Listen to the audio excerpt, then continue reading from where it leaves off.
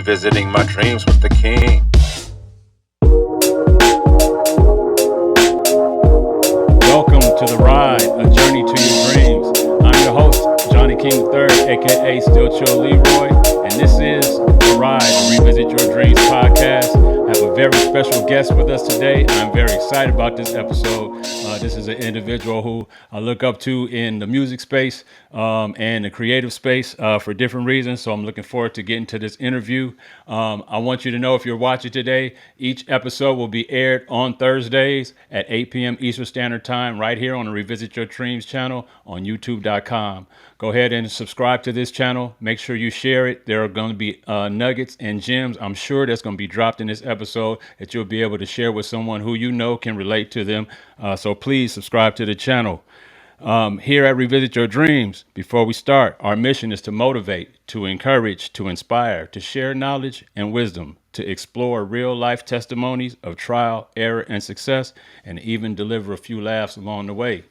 I'm here to introduce my very special guest. My very special guest today is an ambitious creator and entrepreneur, a talented rapper and recording artist who's released multiple EPs and singles. His music has been featured in the motion picture Clout and on the video game MLB The Show 22.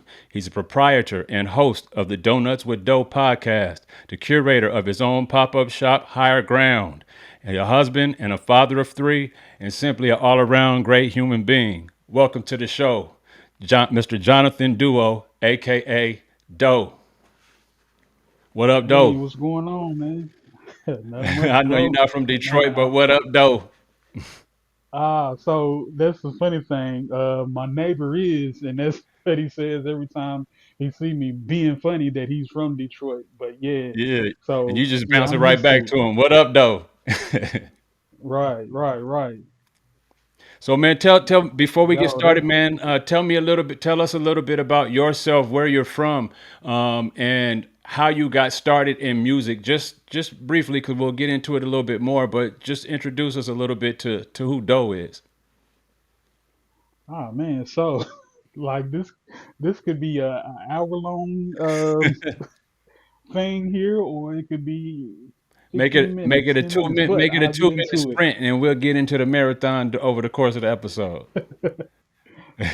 Right. So I'm originally from Paducah, Kentucky. It's like 2 hours um, up 24 from here.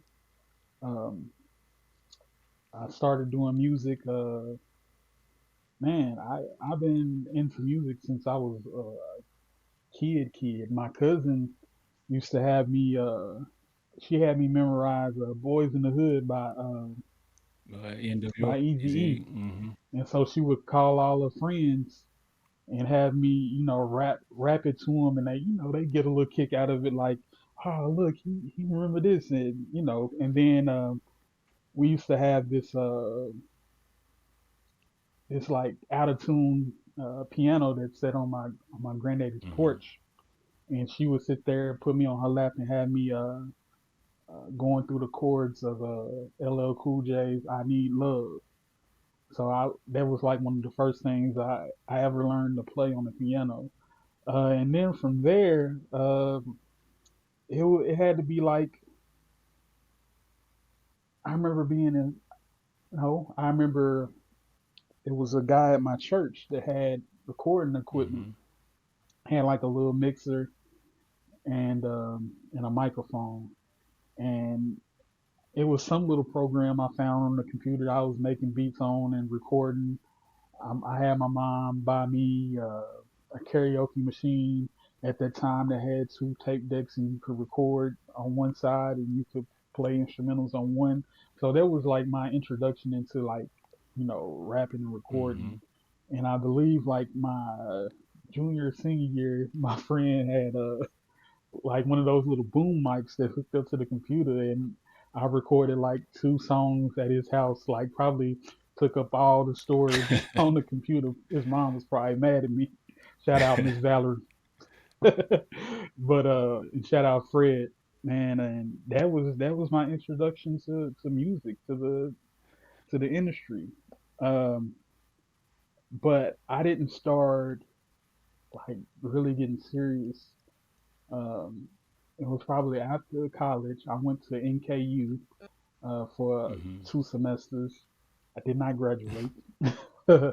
That's up near Cincinnati, and um, my mom had moved to Nashville, and so that's Okay. how I got to Nashville. And from there, it's the Music City, so I'm running into Hmm. everyone in the city at the time, whether I was making beats or rapping myself. So that's kind of where it all started for me as far as professionally in How old were you when you moved to Nashville. Nashville and you started, collaborating with other people? I had to be Okay. I had to be like 20, 20, So it's been 21 a minute, around that yeah. age. It's been a minute, Yeah, and so you've been involved in yeah. the So I've been Nashville in. music I've been scene in. for a minute. Oh yeah, yeah. I've Yeah, been. yeah, I've been out yeah. there. Yeah, I've been in all Man, well, types of just rooms, googling, man. Google Doe. There's definitely a lot out there as far as music and his podcast is concerned. I like to start off before I start getting to the questioning a little bit. I like to talk a little bit about how I met each guest or how I know each guest because every guest that I'm interviewing is someone that I know personally in some capacity. Some I know a little bit more than others. Some I've met just at networking events or at a show or something. Others I have had a relationship with, family. I worked with them for a long period of time or something. As far as Doe is concerned, I just so you know, I came across your music. I was in California. I'm born and raised there, but I've been living in Nashville for half my life. I just happened to be living in California for a period of time when I came across your music. It was 2020 during the COVID year, and I Oh was wow. working because my kids were going to school at home during the day. I had to work at night overnight because my wife was commuting away from home. So at night I would go to work at Lowe's and working on stocking and stuff overnight, and I just had headphones on every night. Of course, I'm a producer and stuff like that too, so I'm highly interested in music. I was listening to a lot of podcasts and to a lot of music, and at one point I just said I want to discover some music from Nashville, some underground hip hop music from Nashville that I'm not familiar with, because I had been living here in California for the last 3 or 4 years. So there had Yeah, been a disconnect from Nashville hip hop scene, and I wanted to kind of get in touch with that again. And I just started searching for stuff, and I don't know how it led me to you. I don't know if I came across your podcast first, or I came across your music first, or I came across maybe Chris King stuff first and led to you in that way. But either way, make a long story short, after following you and listening to your music and really, really taking to it and liking it a lot, and kind of following Chris, as I moved back here, that connection led to a studio session where Chris invited me to a session you were at, and you were recording. I think you were recording "Break It Down" at that session. And that is the story behind my introduction. yeah, That's the day yeah, I personally met Doe. Is at that studio session, and since then I've just been kind of following him. We kept in touch a little bit. Saw his daughter plays AAU basketball. My son plays AAU basketball. Seen him a couple times, around town at a couple gyms. So that's our connection. You got any feedback on yeah. that at all? You don't have to have none. If not, it's all good. I'll go ahead and get started. So that session in particular was like a very special session for me because I had my dad. My dad is from Liberia, I remember. and it was kind of a full circle moment for me because there was times where I'll write in my notepad, I'll write raps, and he would see cuss words in them, and he would, tear the pages out or just, scribble through them and tell me, this is not how you should conduct yourself. And so for him to have him in the studio with me on that day, it was major for me. And the introduction that he put on that actual record that is yet to come out. I'm saving it for something special. So that was a moment in itself. So just to have you there and to witness something like that, um, really kind of made that connection with you and I, something that I'll never forget because you was there for that Man, moment. yeah. I of course I didn't know to take it like that because that moment is special to you. It was special to me for a different reason because I was, meeting some peers that I kind of looked up to and admired their music and admired their, consistency of putting out music. So, I appreciate you sharing that with me. And I do remember your father being there, and I do remember it being a special moment for you. You was talking to me and Chris about that, or Chris, and I was just listening about that subject. Your father being there, and how special that moment was to you. So I remember that. Man, we're gonna go ahead and get Yeah, started, but that was man. So the connection. That was how we met. We kept in touch ever since, and I asked him if he would, be a guest on this show. I think he has a lot to offer in his journey. Whether he knows it or not, his responses to these questions will impact someone. So whoever is watching that it will impact, stay tuned because there's some jewels and gems about to be dropped. All right, Doe, your podcast, the Donuts with Doe podcast. How did you come up with that name? We know your MC name is Doe. We've introduced you as that, but how did you come up with the name Donuts for Doe as a podcast name? And what's the concept nature? Like, what's the nature of the show? so here's another rewind moment. So my nickname is Doe, which comes from a mispronunciation of my last name, which is Duo. When I moved with my father, the first day of class, I'm new at the school. The teacher asked, "Is there a Jonathan Doe in class?" And it's like, how do you mess up Yeah. a common word? Duo is a common word, even though it comes from Liberia. It's Yeah. pronounced just like it looks. So Yeah. ever since then, I've just been dough. and but the concept of donuts with dough came from my dad. He went to college at Murray State. Murray State is also John Morant, uh, Murray home to State Ja Racers. Morant. For y'all that don't know, Yes. Ja Morant, Isaiah Yeah. Cannon, Cameron Payne, Popeye Jones. Those are all came products of Go Murray State. Racers. So I just wanted to put that out there. But he went to Murray State, and during that time, um, he worked himself through school at a local bakery, and he would have me there present with him, and it's like this is before child labor laws was real strict, or he working for someone local. It's not like a mainstream bakery, so they Yeah. like, look, Just do show up whatever to you got to work do, and do the but job. make these donuts. So man, I was yeah, so I was there with him, falling off of bakers' tables and making donuts with him, learning how to make donuts. So the concept is highlighting the people that work behind the scenes because it's like nobody knew that it was this little short 5 foot African back there making all these delicious donuts. All they knew Hmm. is, oh man, these donuts are great, So that was the thing. It's a ode to my father, like the hard work and consistency to build something up behind the scenes, the 10,000 hours that no one sees. So, all my guests are, people that work behind the scenes. Not so much all of them, but people that have their own businesses and brands and that are not really the face of it. They just really conduct the business and then, step from behind the curtain, so to speak. And, those are the people that we highlight because, like I said, nobody sees the work that you put in. So we want to highlight that work and highlight that journey and what it took to get you to the level you are now Man, and that's where you are I. going on your Oh, go journey. ahead. So that's the concept. And we also have donuts on the show. Like it would not be Yeah, donuts that's with dough if that's I where I did was not getting have ready to get donuts. into. I'm Yeah. That's an Yes, important yes. I was going to tap important into that element if you of the didn't. show. I was going to get you to tap into that because the show is called Donuts with Dough.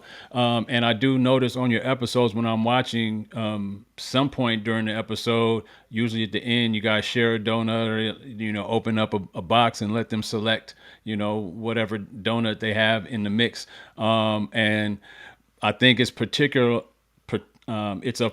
note that that box that you open, it's not a dozen, it's not 12 donuts, and it's never a full 12 donuts. It's always six, which is half a dozen. So my question to you, half a dozen. If you don't know this man's music, Yes. you'll get to learn him if you listen to his music. But half a dozen is a concept, and I want you to talk about that concept as an album, and taking that concept and using it as a part of your branding message for your podcast and for you as a you just told a significant story about how it means a lot to you as it relates to your father and his experiences working in that bakery. What does it mean to you to take literally a half a dozen donuts at the end of a show, share it with a guest? And also, what was the impact of like naming your album that and how that translated into the podcast? Kind of crazy question, but Well, to jump into that, my dad has been in the catering business for over, it's going on 20 years right now. And one of his biggest things, and you'll see it on the side of his catering truck, it says, "Let's break bread." So that always reminds me, these donuts, we breaking bread. We are here in communion. We are here, partaking and enjoying each other's company, getting to know each other. We breaking bread. So that's where the half a dozen, as far as that aspect goes. Um, and it's like, who wants to split? I mean, a half a dozen is a cool, you know, quantity yeah, to split. Who wants to have right. 12?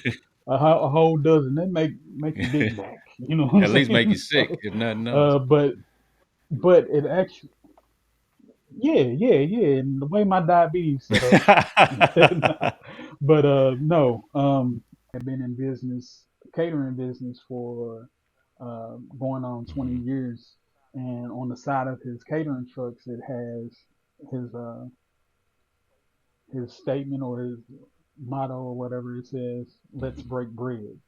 So I always figured that would be a great way to end my podcast, was breaking bread by sharing a half a dozen with my guests. And so that's where that came from. But the actual concept of half a dozen came from a project that I had put out with Chris King, and a way to promote that project. Actually, I did this show before I put out the project. I had a showcase, a kind of showcase or something like that, called Donuts with Dough, and I had got it was Dapper Donuts. They used to have a kiosk, like a little kiosk in Opry Mills Mall, and I got 100 donuts. Mhm. They were the small donuts. They were like the main sponsor. And I gave away free donuts. I had a couple of guest MCs come. I had my guy Trees from Memphis uh, come up. I want to say Virgos. I'm trying to think of everyone I had on that lineup.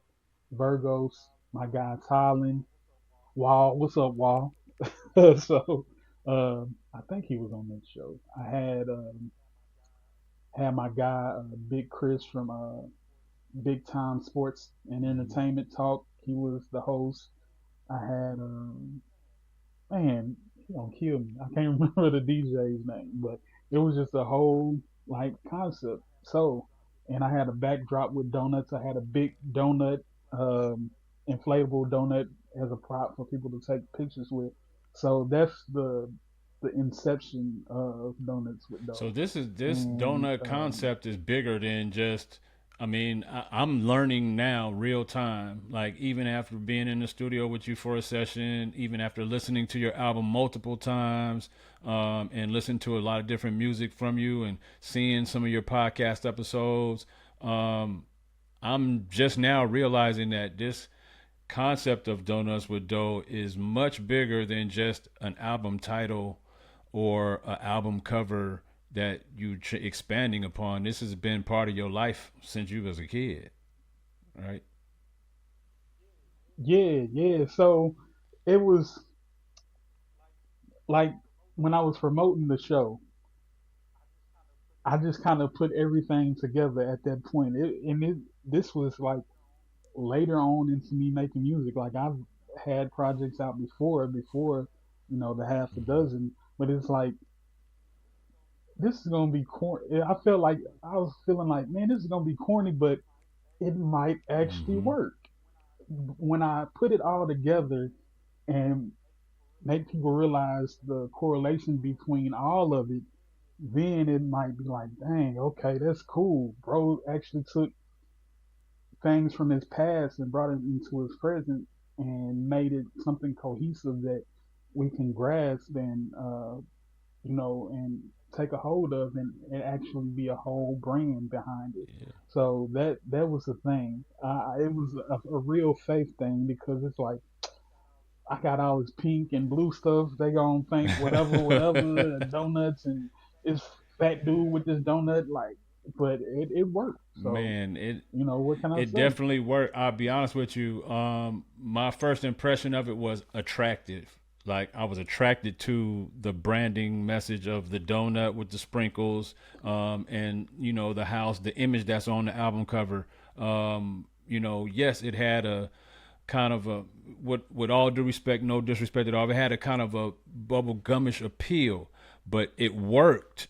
Like, it Yeah, yeah, worked, yeah. and I was attracted to that. The fact that in my mind, I'm afar because I'm a creative, a visual creative too. So I create visual art and different things like that. So when I looked at it, I said, it might have that kind of appeal, but this thing might work. Like, I could see a brand behind it. And so to see you, that's just me, my own observation, because I look at things from a branding, almost everything I look at, I can't help it. I look at it kind of from a branding perspective. So to see it manifest full fledged into a growing, even bigger growing podcast, and going from an audio podcast to a video podcast, and you exploring different ways to promote your brand through, higher ground, merging it with higher ground and taking higher ground onto the apparel space. I think that's very good. I want to talk to you about a particular track. This particular track is one of my favorite songs of yours. Personally, is "No More Free Sauce." It was the first song I believe that I heard of yours, and after that, I was like, okay, this dude got something. Let me go hear more and let me go find more. So I really like that track. No more free sauce. Whoop, whoop. Don't let me catch you dipping. Yeah, yeah. I like that Yeah. song, man. Talk about the process of writing that song and kind of like, I like the words. So like, where was your mind at when you were writing those actual words? Like, what message were you trying to send with the content of that song? Well, first of all, like that song was like one of the biggest risks for me because my music up until that point was like super lyric. Well, I ain't gonna say super lyrical, but very Hmm. introspective. Very. I'm not gonna say prototypical hip hop, but like Yeah, yeah. wordsmith. Like I'm putting these words together. I'm trying to make these intricate Hmm. rhyme schemes. So this was my first time going with something that was Hmm. more melodic. Even though like I have sung on some of my songs, I never had that kind of melodic flow. So it was something that I was stepping out of my comfort zone doing in the first place. And the No More Free Sauce is like, man, I felt like at that time, like I had been giving my energy to so many people without it being Hmm. reciprocated. whether it was my ideas or my energy, my blood, sweat, and tears, and something. And it's like, nah, dude, I can't give give y'all no more of this sauce. Y'all Yeah. gonna have to pay me for it. So that was the concept of no more free sauce. Catch you dipping in my sauce. Like I see what you doing now. Like I know that comes directly from me, and it's cool, But just know that it's Yeah. noted, So that's where no more free sauce. The Man, concept came I from. really like that concept. I like that song. It kind of ties into what what we spoke about off camera earlier. No more free sauce. I can't keep giving you all the sauce and keep, grinding it out. I gotta, I gotta keep some of this for me.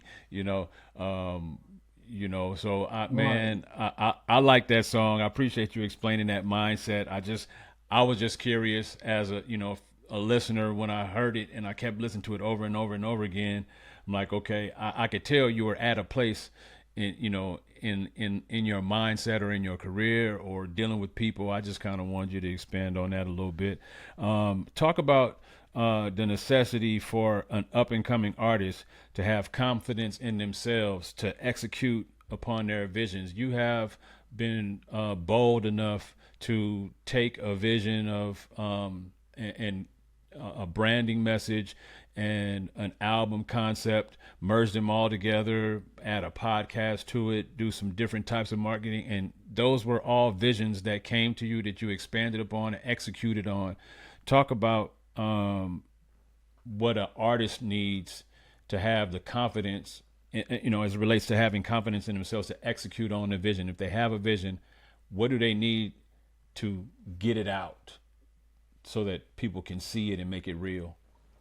Man, all I can tell you is, me and my dad had this conversation all the time. I'm always talking about business ideas and how I want to move forward in things. And he's like, "Man, you smart. You have all the ideas in the world, but you're scared to take a risk."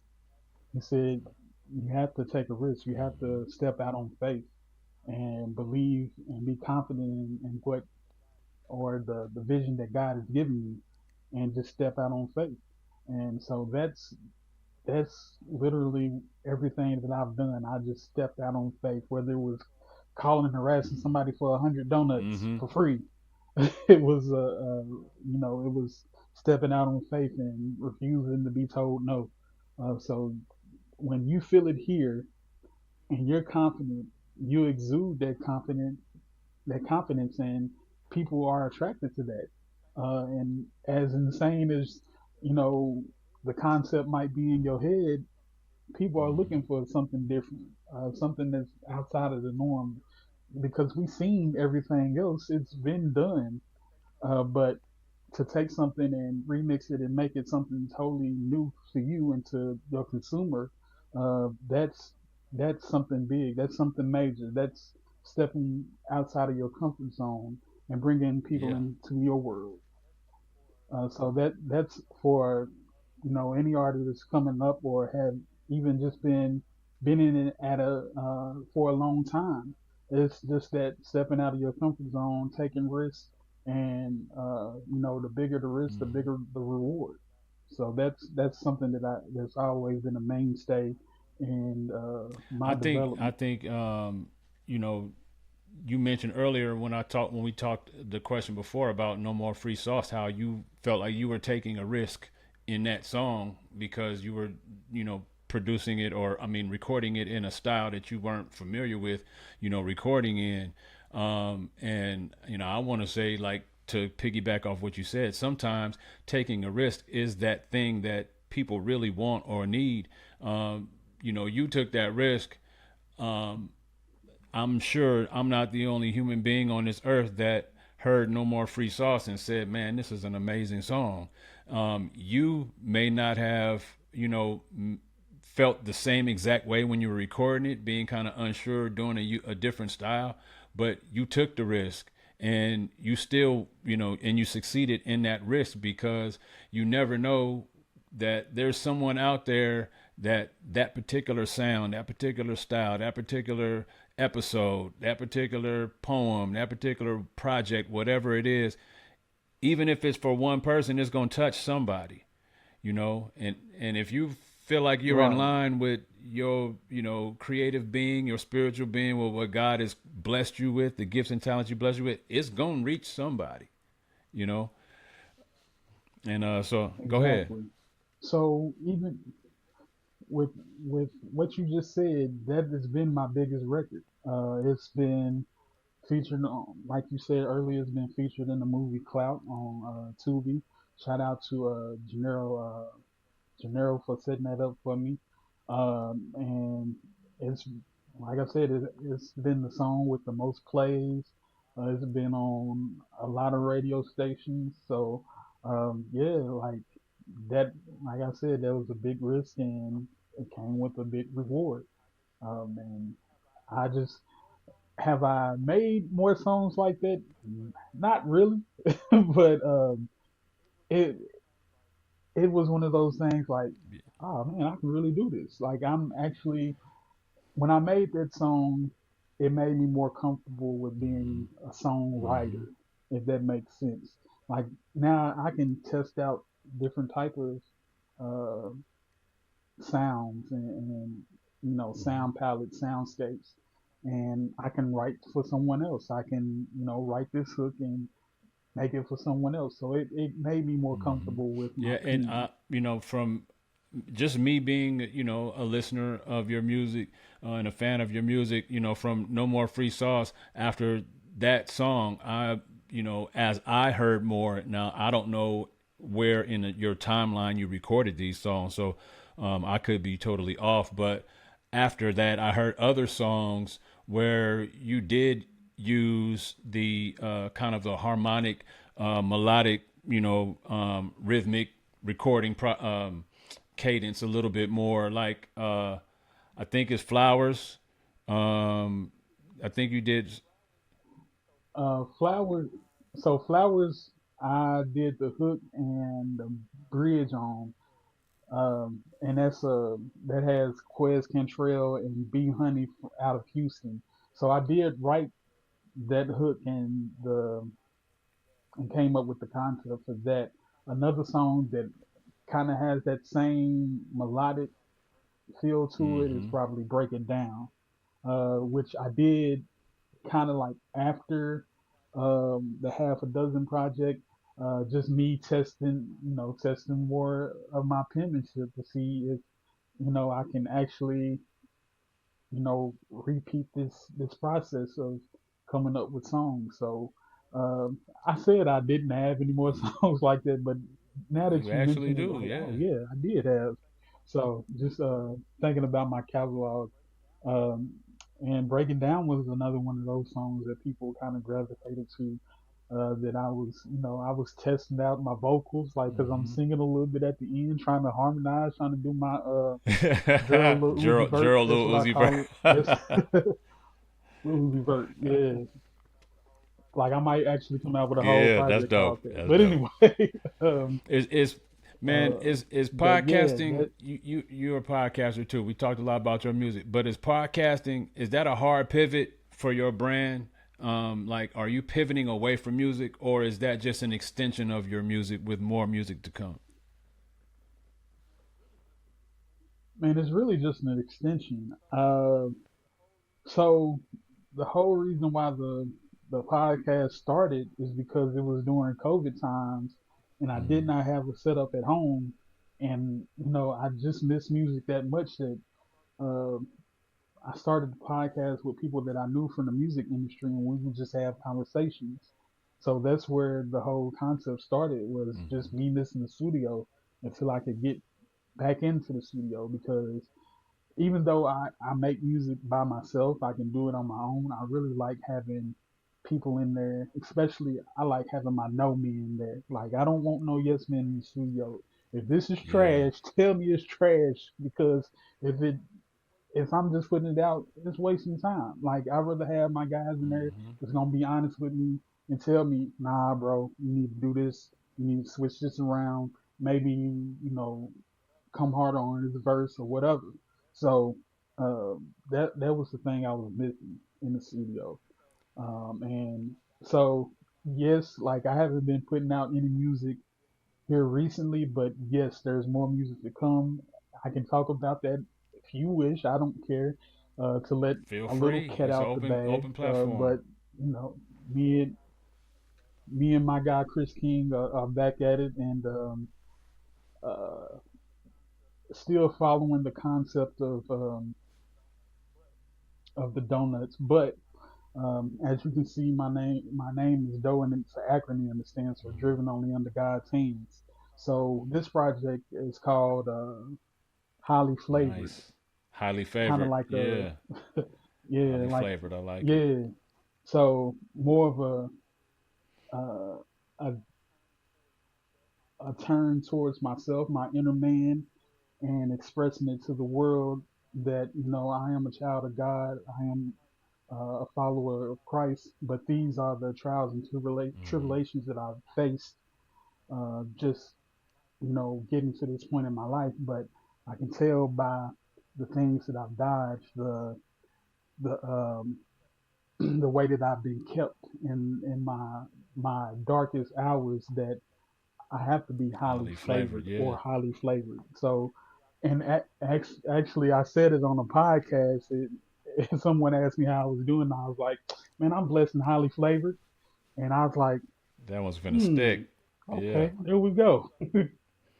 So, so that's where the whole concept came from, and we working on that as we speak. Um, I don't know when we're gonna put it out. I don't like putting dates on things, but it's one of those projects that I feel is gonna touch a lot of people, just because Hmm. where I'm taking it, and the things that I talk about, the subject matter on the project. So you can look out for that. Just I'm be on the definitely lookout look. for that. I'm definitely Yeah, looking that's out all for it. I I'll know it's say gonna about be a that. great project. If when you and Chris King get together, I have not heard a single project that you and Chris King put out that wasn't high quality, bumping from start to finish. Made you want to listen to it over again.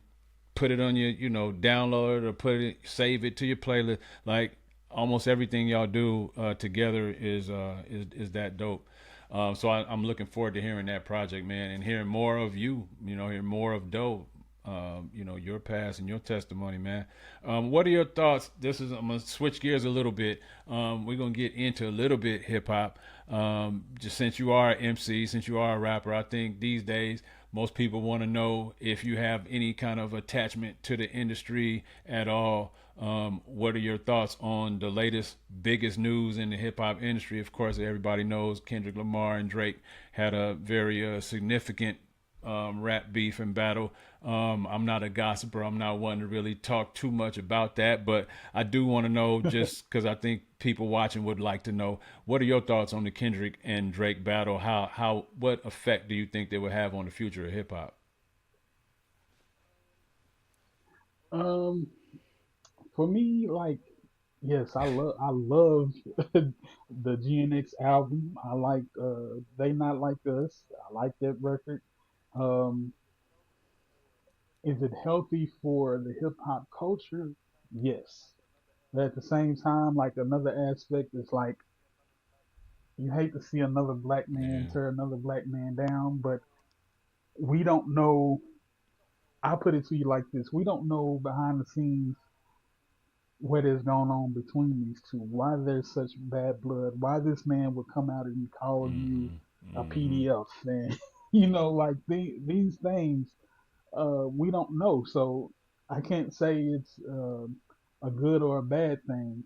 I'm just glad that there has not been any Absolutely. violence behind it, as far as back in the day, from the '90s with Hmm. Tupac and Big. So. Um, like I said, it's healthy, and the run that Kendrick is on is like Yeah. amazing, bro. Like you know, all rappers live to have a moment of run to say, hey, kind of like everybody wants to wear that Yeah. crown. Everybody wants to Yeah. be Mike. Everybody, you know what I'm saying? So this is Kendrick's crowning moment. Uh, and I will say about that. But other than that, like Yeah. it is what it is. Kendrick is really standing on business, not only but as far as California and West Coast music as a whole, as a culture, because he's incorporating, um, that the Bay Area where you from, he incorporating some of that. He's giving nods to Mm-hmm. Mac Dre, doing Mm-hmm. his That Thiz, Thiz and Nation, you know. uh, so that's another thing. It's like, and me and Chris talk about it all the time that the West Coast really some of the artists is one that the music the a very Mm-hmm. live instrumentation, a very soulful type of Mm-hmm. music to the industry. Um, from whether it's Miss Yeah, Jane Hancock, the she's sign of nice. Death Row, um, West Side Boogie, Mm-hmm. Vince Staples. Like they have this music that really touches you from the music side, Mm-hmm. not just the rapping or what they're saying, but the actual music from Terrace Martin, um, Kamasi Washington. I mean, I could go on and on and on about, the people we listen to. And, it's mostly West Coast or West Coast That's inspired type dope. music. So Yeah, that's that's the dope. You thing. know, and it goes to show how broad music spans. You know, you being from Kentucky, living in the South. I guess I don't know if Kentucky still considers South or Midwest, but it's kind of in the middle there, We call it we the call it the mid Mid South. South, I the bet. gateway to So the you know, South. you from the mid Yeah, South, and because culturally how hip hop has been impacted. The Southern music, like Dre said long time ago. You know, the South got something to say. Nobody wanted to hear what the South had to say for a long time, but East Coast is where it started. West Coast, it kind of got a different birth and spin on it. And the South kind of gravitated toward both. So it's dope to hear you, as a mid South artist, find some kindred spirit, like lyrically and musically, from the West Coast, because music to me, I'm from the West Coast. I grew up on it, but I'm also attracted to music from the hip hop from the South, hip hop from the East. As a matter of fact, I probably know more East Coast hip hop than I know West Coast hip hop, just because of how long I've been listening to hip hop music. You know, a lot of it is generated in the East Coast early on. but Um, you gotta think like look at this for an example. The bass line off of King Kunta comes from mhm, Curtis Mayfield, which is the same bass line that's in mhm. Soul Food from Goody Mob. So it's all of it's Yeah, kindred.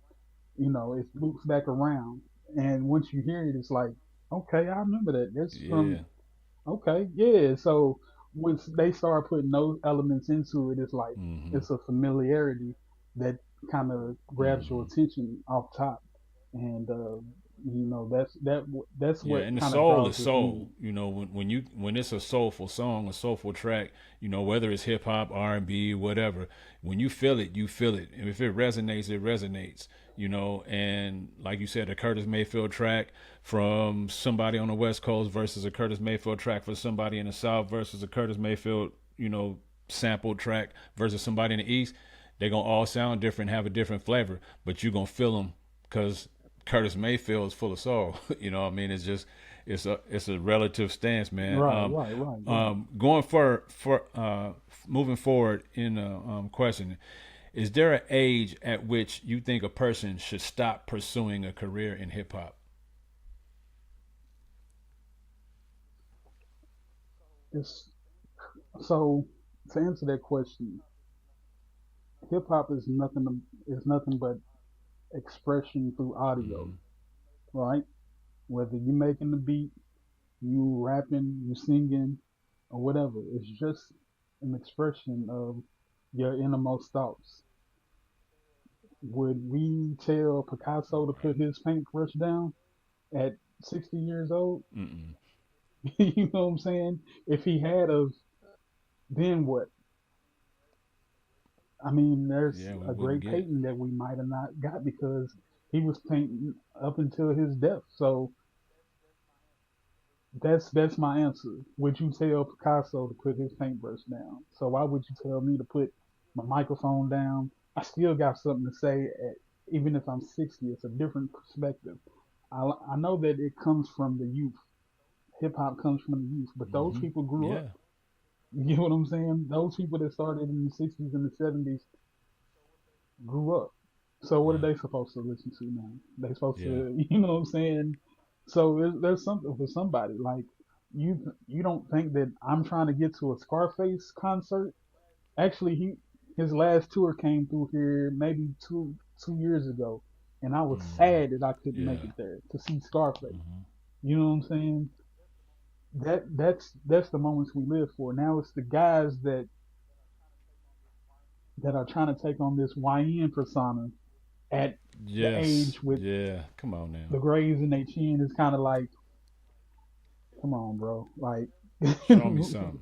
tell me something that's gonna help me through my journey. Like, we done that. We've been there. We've done that. Like, and if you still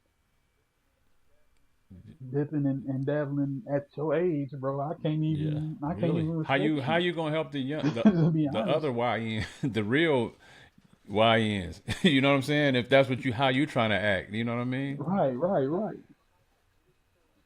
And like I get it because yes, my guilty pleasure is listening to some of the young guys, whether it's Tizo Hmm. Touchdown or Don Tolliver, and even I listen to some Hmm. of the Griselda stuff. But at the same time, it's like um, I know that I can't really, get that gratification from those Yeah. records at my age. But it does put you in a mood because there's times where I throw on some OGs and it's like back in Hmm. '05 again when I'm rolling down, when Yeah. I did have a Yeah. 9 to 5, just going to work. I'm like, by the time I made it to work, I done sold about 5 bricks. Um, when picked up a You know. couple Yes, sir. of Yes, sir. ARs and everything else. But at the same time, it's like something. It's like you just living Hmm. vicariously through the music.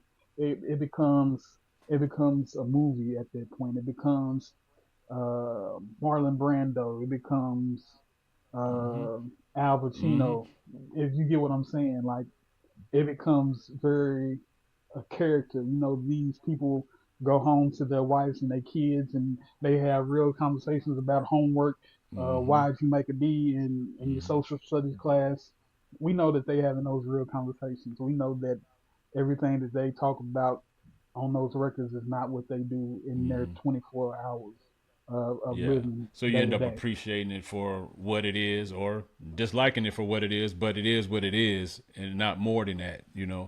It's music, it's art. For some people, it's Right, an right, expression right. of their inner self, and their true self, and their true everyday lives. But for the most part, even in that, it's still a creative expression of that.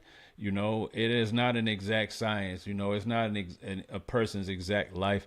Um, what other creative ventures are you pursuing? I know you have a podcast. I know you created, you're in the process of working on a project with Chris King that you mentioned earlier.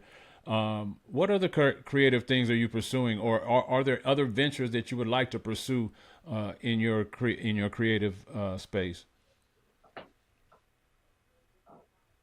Well, with the podcast, the big thing here lately, the it word or um, thing that I would like to expound on or expand on is community.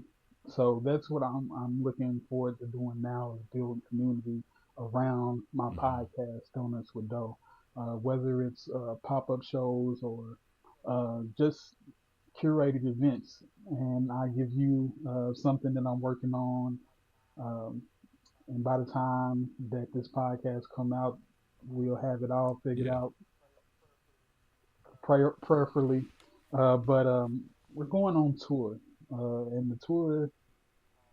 tentatively is called Okay. Coffee and Donuts, or yeah, Coffee and Donuts, and it's where we're going to black-owned coffee shops uh, and having a conversation with the owners and why did you want to get into this coffee industry. Um, Even though that we know that where where coffee comes from is from Yeah. black and brown spaces, Colombia and you Africa. know, from Africa, Mm-hmm. Arabia, from Mm-hmm. Brazil, Colombia, it's black Mm-hmm. and brown spaces. So it's not uncommon for us, but it feels new. But just to highlight these people um and also highlight black owned bakeries, black owned coffee shops. So just sitting around and having a conversation about how everything started with within that industry, coffee and donuts. Also, I have I guess a campaign that you'll see coming coming in the soon in the soon coming months called by the dozen, and that's not BY the dozen, it's BUY the dozen, and it's where we are going to support uh, black-owned bakeries by having a flash mob sale Mm. for everyone to show up Powerful. That's and buy powerful. a dozen of donuts and support this, This and bakery, support this or yeah, this black-owned bakery because we know that we are on the bottom of the totem pole when it comes to these different industries. We're just now getting highlighted, so we're going to do what we can. We're going to put forth our effort and our energies to uplift our community, our people, black entrepreneurship in the way that we can. That's very expressive. That's very dope. It's something that everyone can get behind and show love to and support.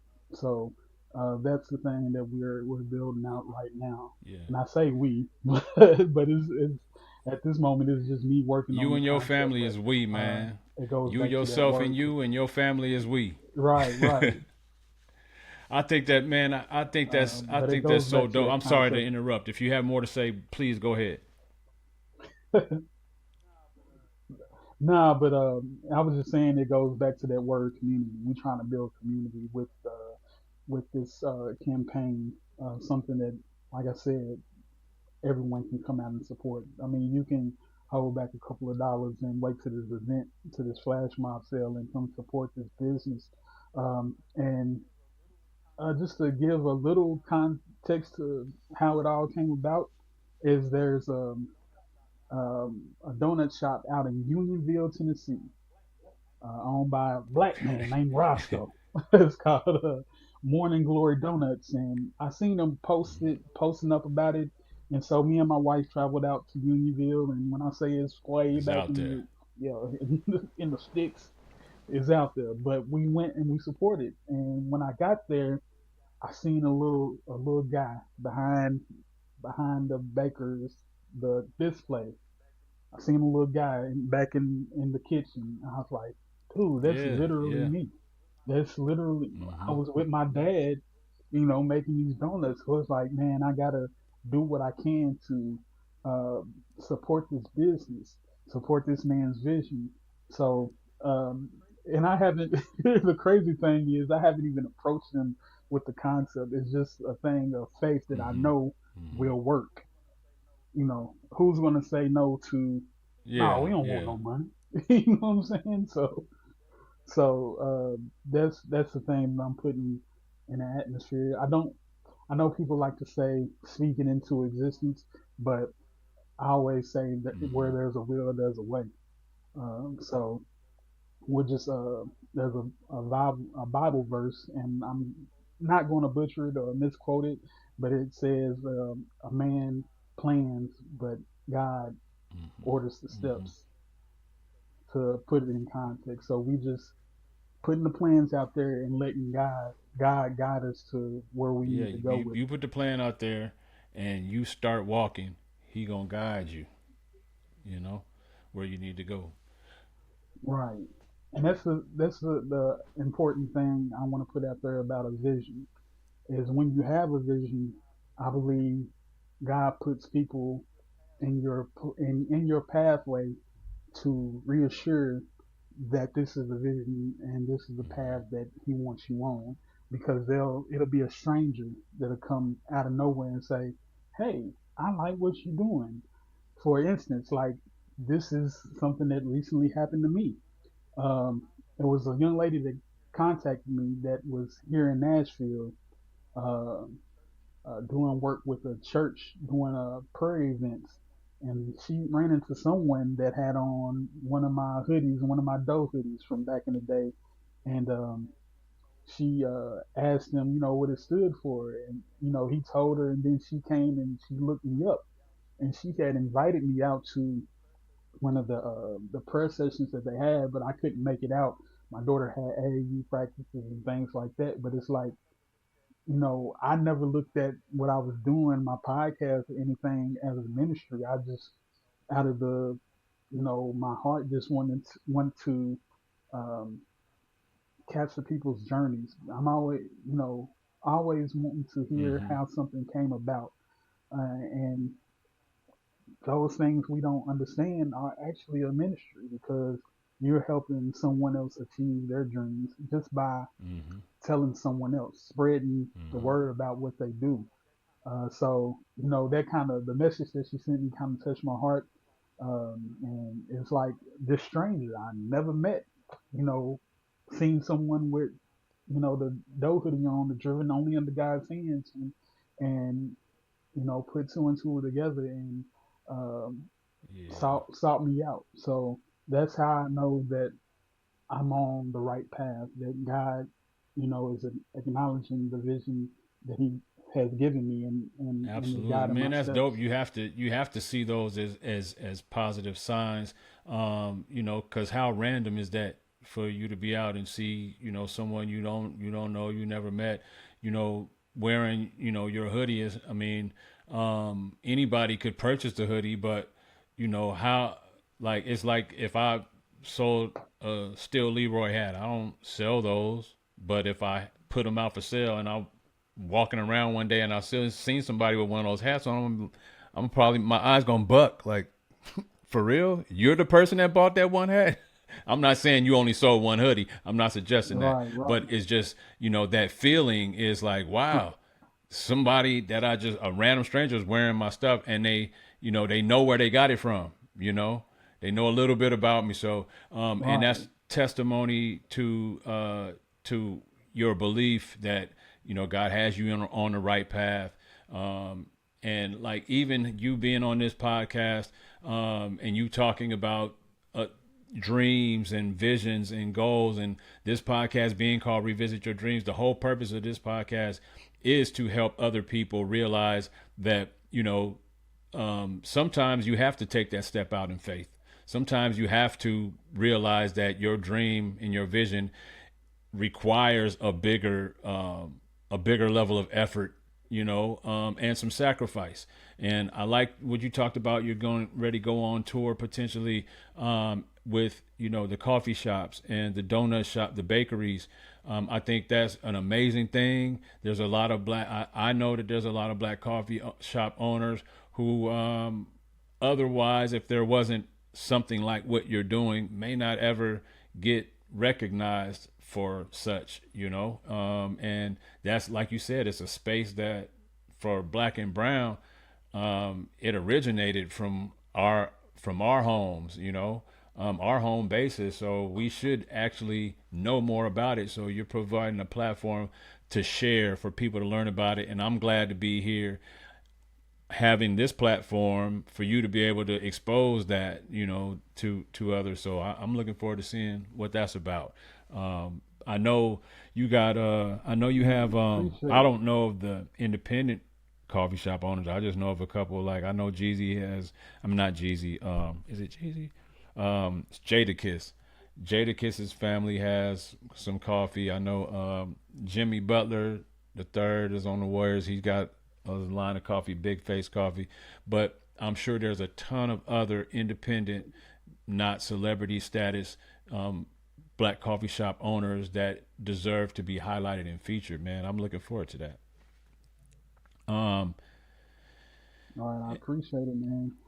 And one thing I want to say about um, visions and you know them being given to you is they're not Mm-hmm. about you. They are actually Other given to you people. to bless Yep. those around you, the people that you come in contact.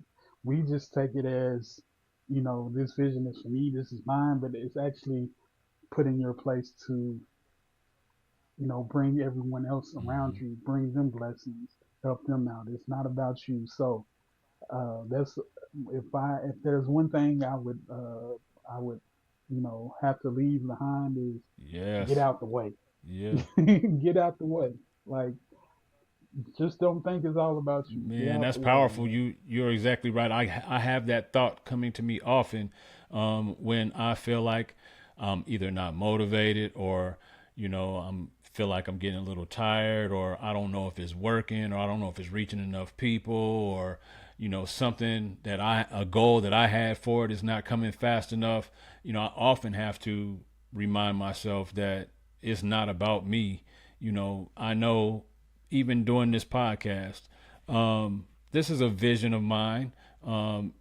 Sharing with people, helping people. I've always wanted to do that. I've always wanted to have a video podcast. I've done podcasts in the past. I've had a couple of them, not a ton of episodes, but enough to, get my feet wet a little bit. But even in doing this, sometimes I've questioned, second guessed, um, decided, determine whether or not this is something I really want to do, or is something that I'm just feeling obligated to do. And one thing I have to constantly remind myself of is that this ain't about me. I know it's not about me. When God gave me this vision for Revisit Your Dreams, I started using this as a hashtag probably 10, 12, maybe 15 years ago when I started releasing music like to the public. And ever since then, I've been using it. And I've used a bunch of different hashtags. I've tried to promote and market my music and market my brand in a lot of different ways. But the one thing that is stuck is Revisit Your Dreams. And that's for a Right. reason. And I know that I have to expand it beyond me. And so this is the extension of that. And I think this was kind of God's way of saying, this is what I'm giving you to bless other people with. And you being on here is a blessing to someone who I'm sure has heard, something that you've said that has motivated them, inspired them, encouraged them, gave them a little bit of knowledge. You share some nuggets and some gems. I thank you for being here, though. You talked about releasing some new music soon, working on a project with you and Chris King. You talked about touring. Is there anything else that you want to talk about that you got coming up? Is there anything you could share with us that's happening near, like in the local Murfreesboro area and Nashville area anytime soon? I do have some concepts for some meetups here in Murfreesboro, and it's in the works. So that's something to look out for. Right now, you can go on my website. Right now, it's just basically signing up for my newsletter and Mm-hmm. about the host, about me. Right now, it's just a splash page. You can go there. It's www.donutswithdough.com, and you can sign up to keep up with everything that I have going on that's coming up in the near future. So that's something. Of course, I got some merch. I'm always gonna stay with some merch, and that's really it, man. Trying to focus on building this community, like I said, and helping as many people as I can through the concepts that That's God dope, has man. given me. I'm happy for you. I'm looking forward to seeing your success even more with this with your tour, with the coffee and the bakery interviews. I'm really looking forward to that. I'm looking forward to your project that you got coming out with Chris King, and then what you just mentioned. If go to, is it donutswithdough.com is the website? Yes, sir. Donuts with www.donutswithdough.com. dough. Can they find your links to your podcast and links to your music there as well? Uh, there's no music leaks on there. You can find my music on all streaming platforms under Doe. D.O.U.G.H with So the periods in between. Um, D.O.U.G.H. yes. And I haven't been active on my actual I am Doe Instagram, but you'll know when the music is coming out because it'll be a whole Oh, new something there. Not even, I wouldn't call it a rebirth, but a resurgence of me just exploring that creative side of music. absolutely. So Well, we're really looking forward to it, though, man. I want to remind you, if you're watching, subscribe to this channel, share this episode. Make sure that you like this episode. If Doe has shared something with you that you've liked, that you've gotten something out of, make sure you like this episode so they can reach more people. If he shares something with you that you know, you have a friend, you have a family member, you have a coworker that you know could benefit from this episode, make sure that you share it with that person so they can benefit from it. The whole purpose of this podcast is to, one, expose what our guests are doing, but also for the benefit of those viewers that are watching. We want to help you get closer to your dreams. You know, he's out here, Doe is out here revisiting his dreams on a daily basis. I'm trying to revisit mine, and we're just trying to help you, encourage you to visit yours. So, Doe, thank you for being a guest on our podcast today. I really enjoyed this conversation, man. You have a lot to offer to the community. I hope your community grows through your efforts, man. And again, you guys can find Doe at www.donutswithdoe.com. You can find his music on all streaming platforms. You can find his video, his YouTube podcast on YouTube. Is it Donuts with Doe on YouTube? So yes, sir. Donuts with Doe on everything from Instagram to TikTok, which I ain't really on as much, but I should be. But yes, I'm on there. On Facebook, dope, Donuts dope. with Doe. This has been Revisit Your Dreams. I am your host, Johnny King III, aka Still Chill Leroy. That is Doe, aka Mr. Jonathan Duo. Thank you, sir, for being on with us. We appreciate you. And Still Chill Leroy, one love, we out. Thanks Thank you, sir. again.